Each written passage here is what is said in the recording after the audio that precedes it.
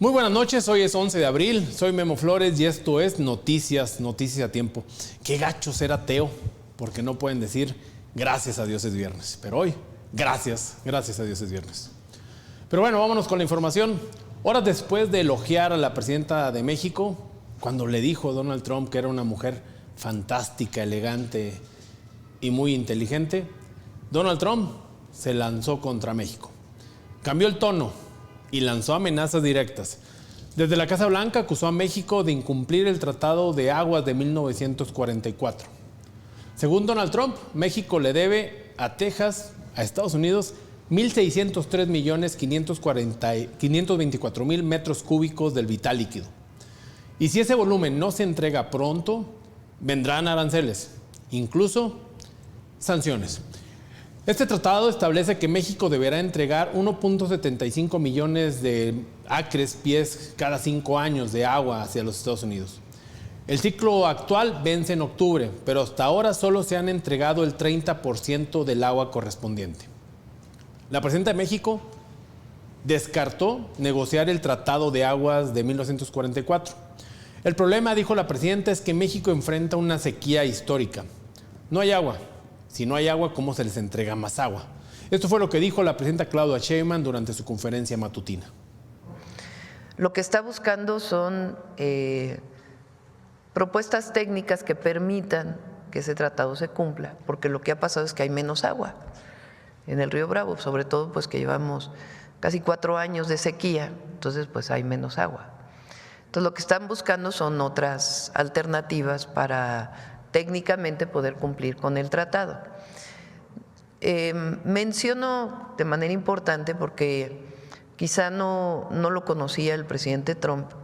Ha habido ya mesas de trabajo y como lo mencioné en mi publicación, incluso el día anterior, o sea, antes de ayer, se había enviado una propuesta de cuánta agua puede entregar México en distintos lugares de manera inmediata, y revisando la temporada de lluvias de este año, cuánto más se puede entregar hacia pues el segundo semestre de este año. Pero bien lo menciona la presidenta, 4 años de sequía severa hacen inviable cumplir por ahora con la cuota pactada. La presidenta Sheinbaum dijo que el tratado es justo. De hecho, México entrega menos agua a través del río Bravo que la que entrega Estados Unidos a México a través del río Colorado.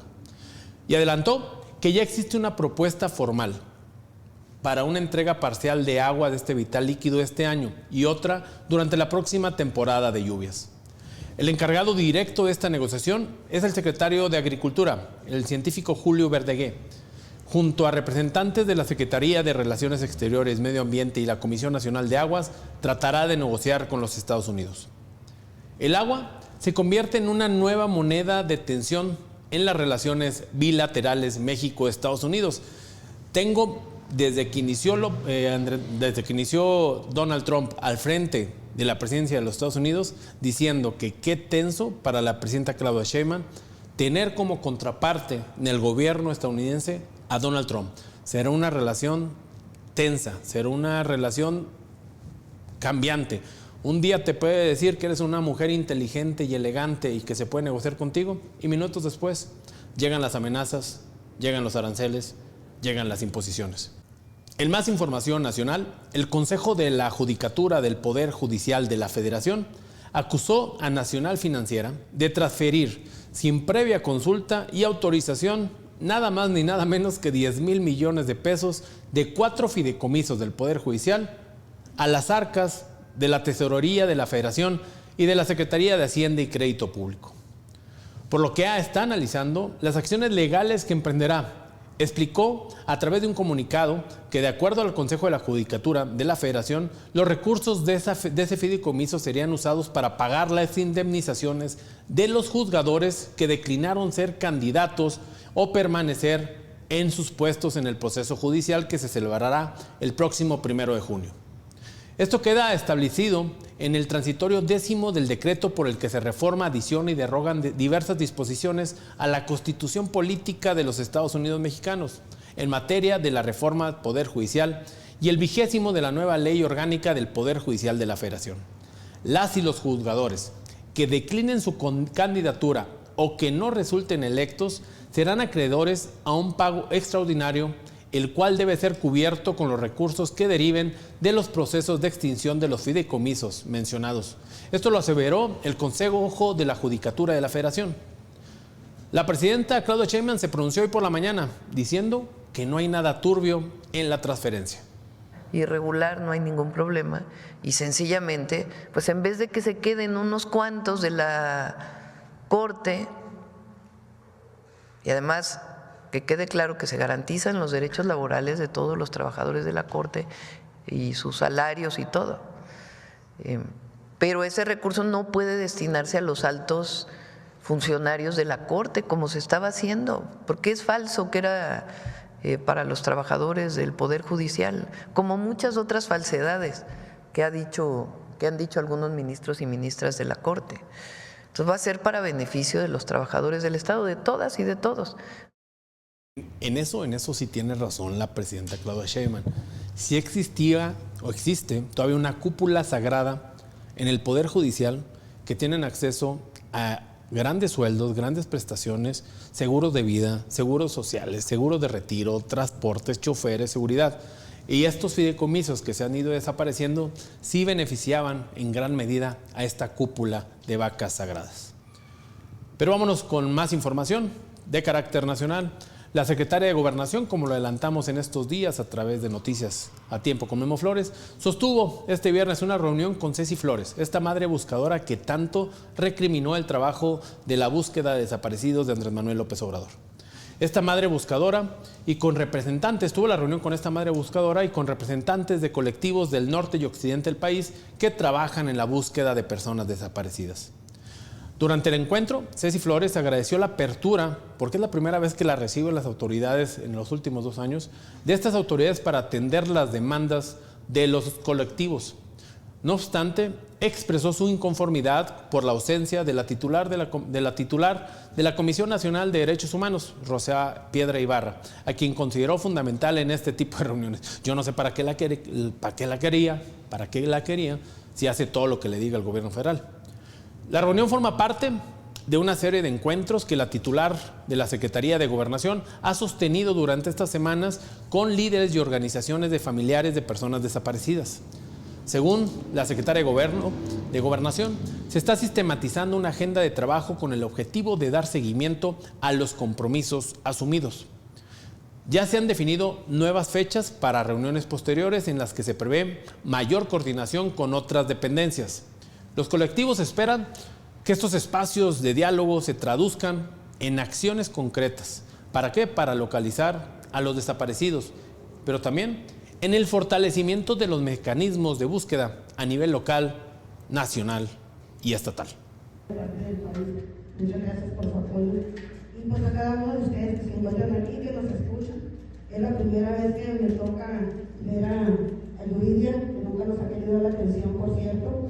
No sé qué tema tenga personal con las madres buscadoras, pero siempre nos ha cerrado la puerta de la Comisión Ejecutiva de Atención a Víctimas. Espero que desde hoy las cosas cambien y nos ponga un poquito de atención, primeramente. Muchísimas gracias a todos. Y pues pidan la voz a los compañeros para que traemos documentos y traemos algo redactado para hacer esto que sea más pronto, que no quitarnos mucho tiempo. Y pues también nosotros que tenemos diligencias aquí con las madres que vienen de otros lugares. Muchas gracias. Vámonos con más información en materia de seguridad. Autoridades del Gabinete de Seguridad realizaron en Tamaulipas hace algunos días el decomiso de 10 millones de litros de diésel ilegal. Pero esto es solo la punta del iceberg de un gran problema. Un problema llamado huachicol fiscal. El contrabando de fiscal de combustible, conocido como huachicol, ha generado pérdidas por 177.170 millones de pesos al gobierno federal solamente durante el 2024. Esto equivale a nada más ni nada menos que 485 millones de pesos diarios perdidos que dejan de recibir las arcas públicas. Para dimensionar el impacto de esta pérdida por huachicol fiscal en 2024, equivale casi al presupuesto completo de la Secretaría de Energía del Gobierno Federal. Es decir, el Estado mexicano pierde por este delito lo mismo que gasta en todo el aparato energético. Según cifras de Petrointelligence, es un sitio web que da información privilegiada sobre temas energéticos, el contrabando de combustible le costó al fisco 124.209 millones de pesos en recaudación del IVA y 52.960 millones de impuesto especial a producción y servicios. Pero el golpe no es solo para el gobierno. Con estos recursos, por ejemplo, el precio de la gasolina pudiera ser 2.78 pesos más barata. Un ahorro significativo para millones de consumidores y empresas. Esto especialmente si se considera que hoy el litro ronda 24 pesos por litro. En más información, estamos a días de llegar a la Semana Santa. De hecho, el día de hoy salen muchos niños jóvenes a vacaciones y se espera un periodo largo. Se espera que regresen de vacaciones hasta el 6 de mayo, así que prepárense. Pero bueno, en diversas alcaldías de la Ciudad de México habrá ley seca en diferentes periodos. Esto con el objetivo de preservar el orden público y reducir los riesgos asociados al consumo de alcohol en espacios concurridos. Esta medida se aplicará de manera diferente en cada delegación. En algunas zonas será durante las 24 horas del día, mientras que en otras se limitará a ciertos horarios específicos, pero en otros lugares será por días y semanas. La disposición oficial han sido publicadas en la Gaceta Oficial Capitalina. De acuerdo con la Ley de Establecimientos Mercantiles de la Ciudad de México, los negocios deberán suspender la venta de bebidas alcohólicas conforme lo que determine la Secretaría de Gobierno del Gobierno local. El artículo 63 faculta a las autoridades a confiscar el alcohol encontrado durante los cateos y las revisiones, mientras que el artículo 66 establece multas que pudieran alcanzar los 280,000 pesos. Con estas multas se podía hacer adquisitivo también a las clausuras y el decomiso y hasta la detención de las personas que sean encontradas consumiendo alcohol. Entre las alcaldías que ya confirmaron esta medida se encuentran Iztapalapa, Tláhuac, Milpalpa, Xochimilco y Magdalena Contreras, donde las restricciones responden a la magnitud de los eventos religiosos y feriados locales que atraen a miles de personas. En información de seguridad, fuerzas federales aseguraron 250 litros de heroína líquida en Durango, cerca de 50 kilos de metanfetamina en Coahuila. Esto como resultado de 2 operativos realizados recientemente. El titular de la Secretaría de Seguridad y Protección Ciudadana, Omar García Harfuch, dio a conocer los hechos a través de sus plataformas sociales. En el primer caso, agentes federales inspeccionaron un tractocamión en el kilómetro 26+600 de la carretera Torreón-Jiménez a la altura de Gómez Palacios, en el estado de Durango. Durante la revisión, localizaron 5 bidones con capacidad de 50 litros cada uno que contenía una sustancia líquida que características similares a la heroína. El conductor del vehículo, un hombre de 35 años, fue detenido en el lugar. En el segundo caso, esta acción en el estado de Coahuila, fuerzas federales detectaron un vehículo que intentó evadir un retén, lo cual hizo que se iniciara una breve persecución. El conductor fue detenido y al inspeccionar en la unidad se encontraron 57 bolsas transparentes con un peso aproximado de 47 kilos de metanfetaminas. Tanto los detenidos como las sustancias aseguradas fueron puestas a disposición del Ministerio Público correspondiente, quien determinará la situación jurídica de los responsables. A los implicados se le leyeron sus derechos constitucionales. En información de materia económica, el Banco de México encendió las alertas. En su más reciente minuta de política monetaria, la institución advirtió un escenario débil económicamente hablando. Aunque el Banco Central aún menciona que hay un margen para nuevos recortes en las tasas de interés, enfatizó que lo hará manteniendo una postura restrictiva, consciente de que el entorno actual exige paciencia y cautela. En el frente internacional, las tensiones comerciales siguen escalando y a nivel interno, las exportaciones manufactureras, uno de los pilares del crecimiento mexicano, muestran señales claras de enfriamiento. A esto se suma una caída de la confianza del consumidor y un deterioro en la situación financiera de los hogares mexicanos, lo que limita el impulso a un mercado interno más fuerte. La Junta de Gobierno adelantó que tomará en cuenta estas debilidades en la actividad económica y los efectos de la política monetaria actual para ajustar sus proyecciones de crecimiento económico e inflacionario. Banxico lanza un mensaje claro. El país enfrenta vientos en contra tanto externos como internos. Aunque hay espacios para actuar, el margen es muy estrecho. Y en más de temas de Donald Trump, se está dando, como le hemos mencionado, un balazo en el pie. Él quiere atraer de regreso la gloria industrial a Estados Unidos. Promete fábricas, empleos bien pagados, autos electrodomésticos hechos en casa. Y para lograrlo propone una agresiva política arancelaria diseñada para empujar a las empresas a que vuelvan a producir dentro del país. ¿Pero cuál es el problema? Que están trayendo las empresas, pero no están trayendo la mano de obra. La Asociación Nacional de Manufacturera de aquel país mencionó que durante el 2024 hubo 500,000 vacantes sin cubrir en aquel país. Pero se pronostica que para los próximos años, en cada año, por lo menos haya 2 millones de vacantes. Es decir, Donald Trump quiere resucitar la industria, quiere potencializar la industria manufacturera de Estados Unidos, pero no tiene mano de obra.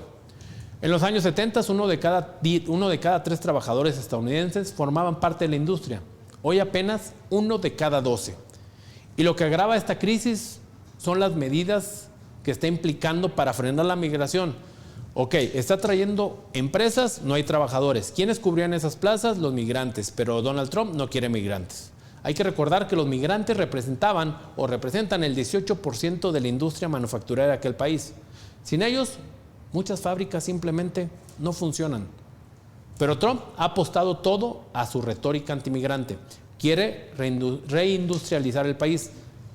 Quiere evitar que estas empresas se vayan a otros lados, pero no tiene a los trabajadores para que tomen esos empleos. Pero ahora, escuche esto. Más de 6,000 migrantes, en su mayoría latinos, fueron declarados muertos, sin estarlos. No es solo un error de sistema, es una orden directa del gobierno de Donald Trump.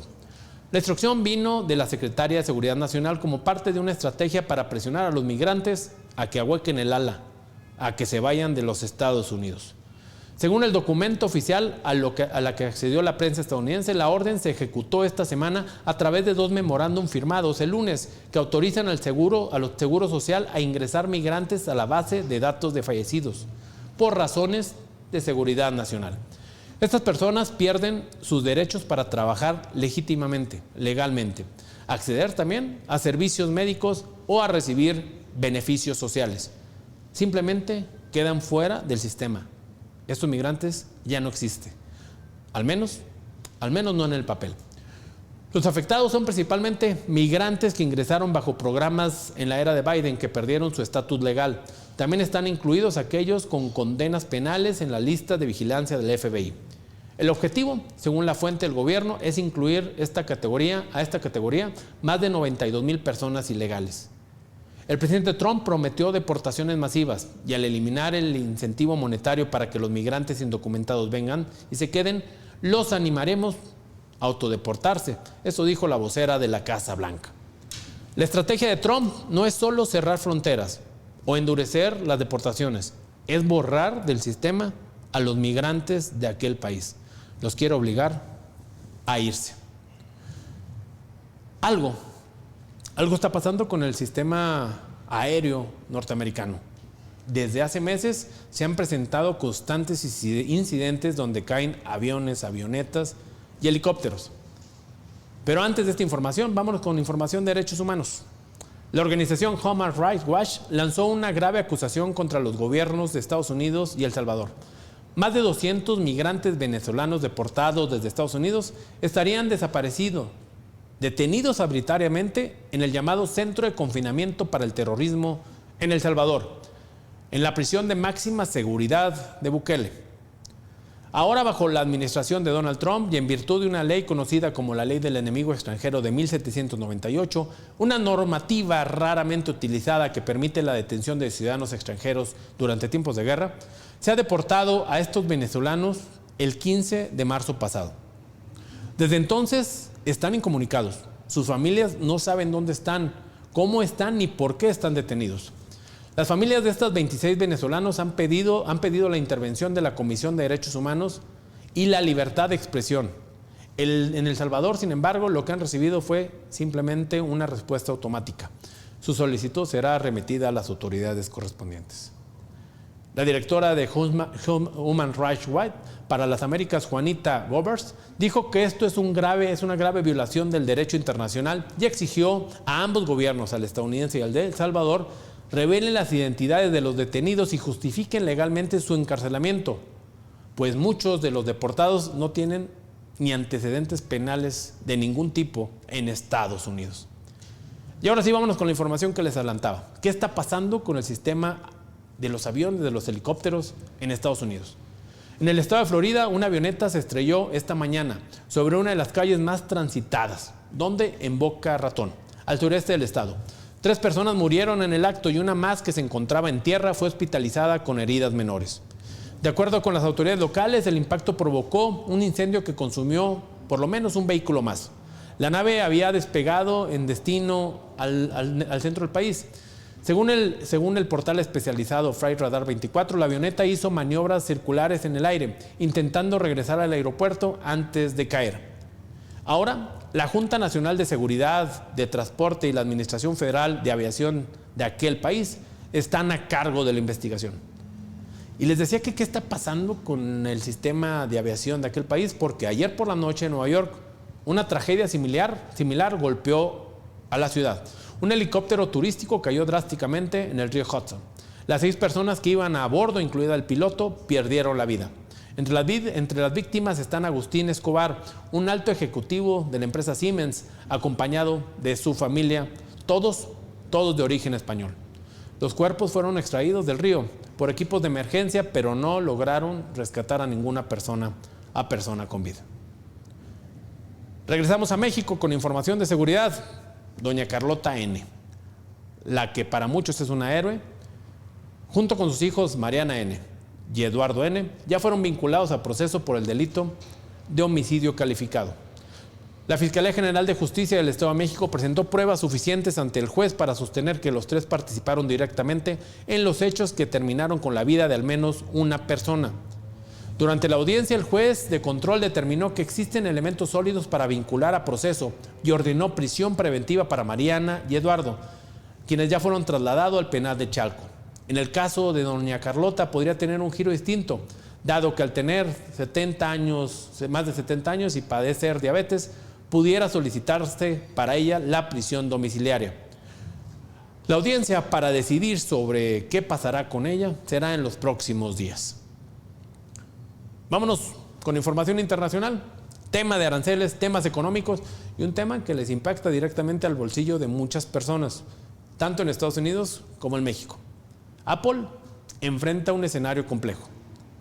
En medio de las crecientes tensiones comerciales entre Estados Unidos y China, la empresa podría verse obligada a aumentar drásticamente sus precios. ¿Por qué? Por el arancel que puso Donald Trump a los productos chinos, este arancel del 125%. Hay que recordar que el 85% de los iPhones se ensamblan en China. Con este impuesto, el costo de la producción de estos aparatitos podría subirse $549 y llegar a más de $1,230 por aparato.